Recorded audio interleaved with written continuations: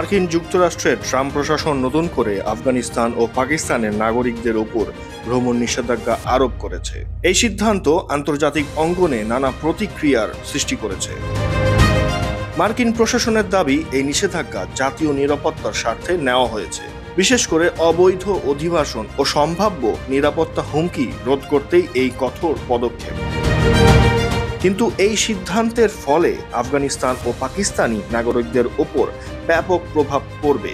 শিক্ষার্থী, ব্যবসায়ী ও চিকিৎসার জন্য মার্কিন যুক্তরাষ্ট্রে যাওয়া রোগীরা পড়বেন বিপাকে। এক বিশ্লেষক জানান, এই নিষেধাজ্ঞার ফলে দুই দেশের অর্থনীতিতে নেতিবাচক প্রভাব পড়বে। বিশেষ করে যারা যুক্তরাষ্ট্রে ব্যবসা করতেন বা চাকরি করতেন, তারা ক্ষতিগ্রস্ত হবেন। আরেকজন বিশ্লেষক জানান, আফগানিস্তান ও পাকিস্তানের সঙ্গে যুক্তরাষ্ট্রের কূটনৈতিক সম্পর্কের ওপরও প্রভাব পড়তে পারে। নিষেধাজ্ঞার ফলে উভয় দেশের মধ্যে দূরত্ব বাড়তে পারে।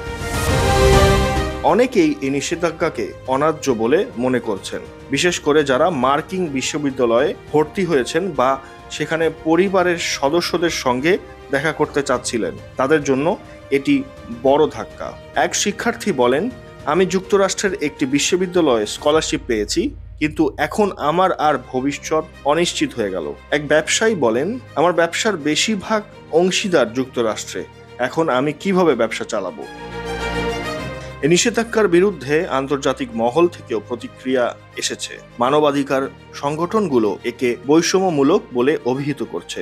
এক মানবাধিকার কর্মী বলেন, এটি শুধু নির্দিষ্ট দুটি দেশের মানুষের জন্য নয়, বরং বিশ্বব্যাপী ভ্রমণ ও অধিবাসনের উপর প্রভাব ফেলবে।